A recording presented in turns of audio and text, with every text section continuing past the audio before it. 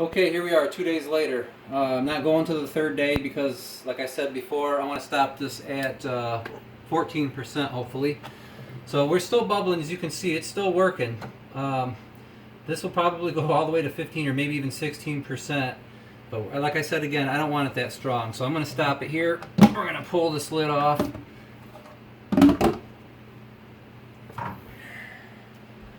Okay, and remember, we want to degas it before we add the sugar. So we want to check it, degas it.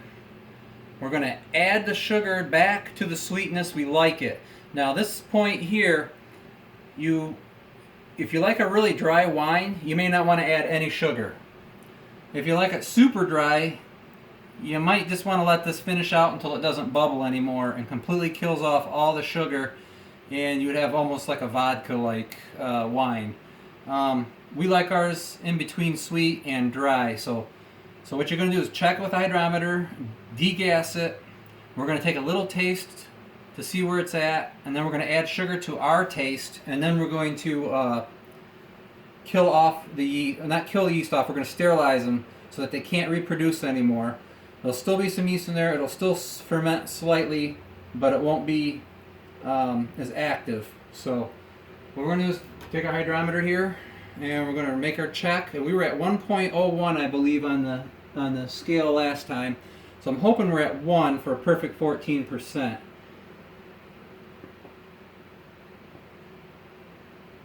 And that's exactly where we're at. We're right at 1.0. So that was a good call today. If I would have waited till tomorrow, it probably would have been another 0.5%, 2%. So I'm right where I want to be, 14%. Okay.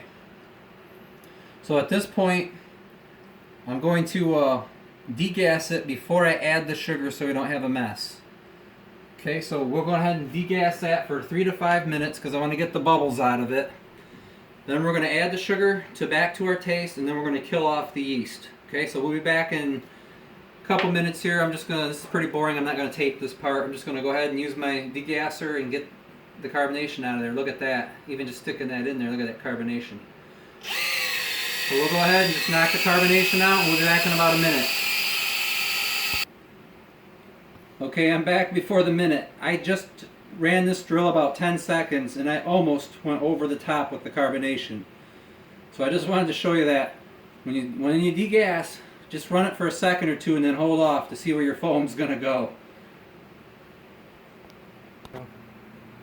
Okay, so we're done degassing. There's still going to be a little foam on top for a minute, so we're just going to wait for that to kind of dissipate, and then we're going to do a little taste test. Okay, so now we're going to do the taste test. Taste test is also important because it lets you know if you got enough of the bubbles out. If you didn't, then you obviously would go back and degas some more. So basically you're just going to take a shot glass like so. Now you can see that looks murky, and it looks actually a little bit lighter than it normally came in the container. That's the bentonite clay is going to clear this out. So after we get done with this phase, we're going to let it set for 4 days. After 4 days, this will look clear and dark purple. All the sediment will go to the bottom.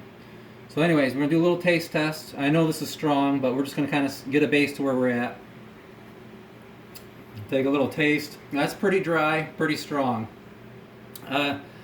If you're both into it, both take a taste and kind of have a compromise of where you want to go with it. Okay, so definitely need some sugar. So we're going to go ahead and add some sugar back into it. Now at this point, you really don't need a measuring cup. You're just going to kind of add the sugar to taste. I'm going to tell you, you're probably going to use pretty much, can you get this bag please? You're pretty much going to use the rest of this bag, or pretty close to it, to get that semi in between dry and sweet taste. So I'm just going to add about like so. Okay, then I'm going to go ahead and stir it up.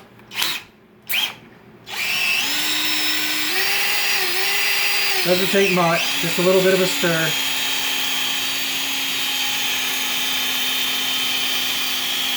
All right, and then we'll go ahead and take another taste test.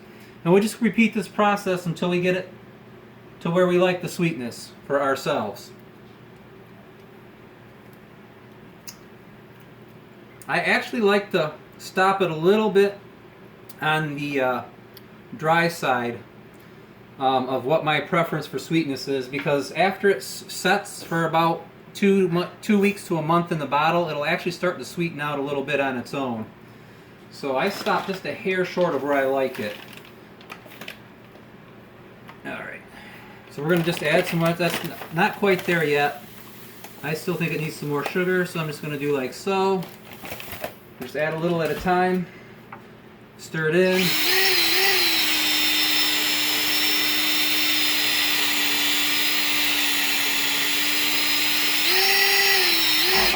Now you can see there's not a lot of foam coming to the surface. That's a good sign that I've got this degassed properly. And I can tell you from the taste test I have, I don't taste any carbonation in it. Okay, and we'll take another scoop off the top. That's getting pretty close right there. A little more, you think? We're going to go just a hair more sugar, but that's pretty close. Almost used the rest of this, but not quite. So now we're going to go a little less this time. About like so.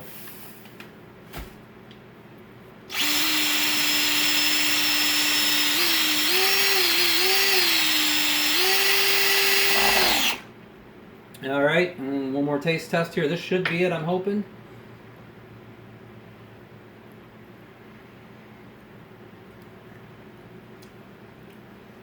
And that tastes pretty good to me right there. The sugar brings out the flavors of the different grapes and berries that you use to make your wine with. You'll really taste the difference on the borderline. You get a little bit of sugar in there, it'll taste good to you, but you put a little more in, you'll start to really bring out the flavors of the wine. So that's when you know you're probably where you like it, when you start to get those flavors. I like when I'm where I like it is where I'm going to do a double taste test just to make sure before I kill off the yeast. Yeah, that's pretty good right there. You can taste a little bite of the alcohol, but the sugar really sweetens it out and brings out the flavor. So I like that right there. That's pretty good. Okay, so when you detach this thing, hold it to the bottom of the bucket and you won't make any splatters that way. Actually, I'm not going to detach just yet. I'm getting a little ahead of myself. Okay, so now what we're going to do is sterilize this yeast. I keep saying kill it off, but I'm not really killing it off. I'm sterilizing it. What that means is it can't reproduce. So it'll only have the yeast that's in there. Okay, I'm going to have you hold that for a second. Alright, so now we're going to go to these things. The Camden pills. Or tablets. I think you can get this in powder form, but I've never seen it. Always comes in tablets. I just bought a big bag for $22.50, which will probably last me a lifetime. So what we're going to need to do with these tablets is we're going to have to crush them up. You use 1 tablet per gallon. We have 6 gallons in there, so we're going to use 6 tablets.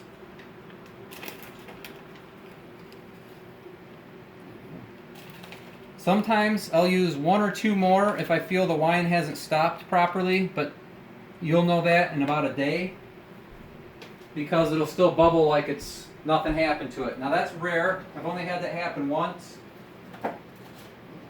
But these do pretty good, 1 per gallon. So we got our 6 gallons here. I like to put them in a plastic bag, like so. Kind of fold the bag on itself a couple times because the bag will tear. Okay, and we got to get these in the powder. And then I just like to use a rubber mallet. You can use a hammer, you can use a book, whatever you want. But I like a rubber mallet. So I just go to the floor and just very easily tap these around until they turn into a powder. It doesn't take a whole lot. Okay, that's about it.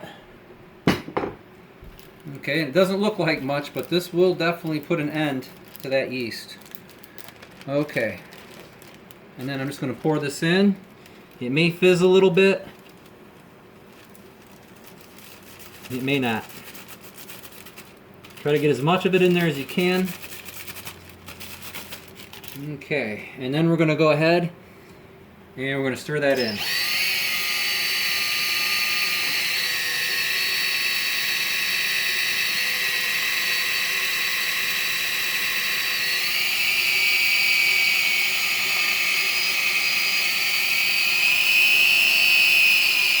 Alright, that's about all there is to it. Okay, once again, if you keep this at the bottom, it won't make any splatters. We can get this out of there.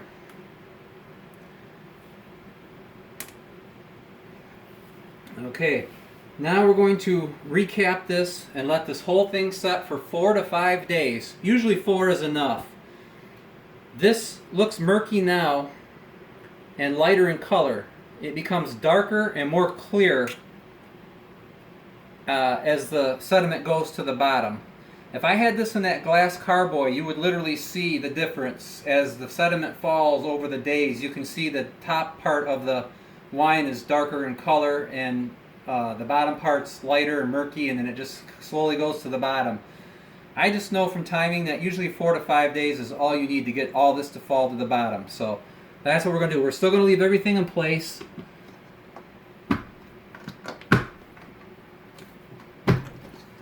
Okay, now this is bubbling because I'm pushing on the top. What I like to do is just kind of push all the air out a little bit. And if you look at this airlock,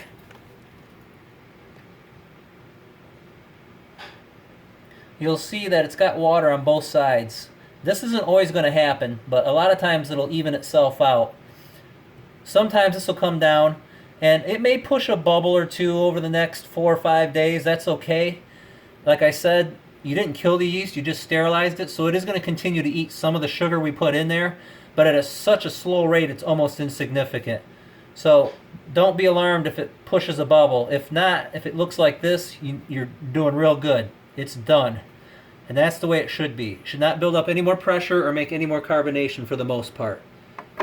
And that's about it. We'll be back for one more video to show you how to bottle this up and enjoy your wine.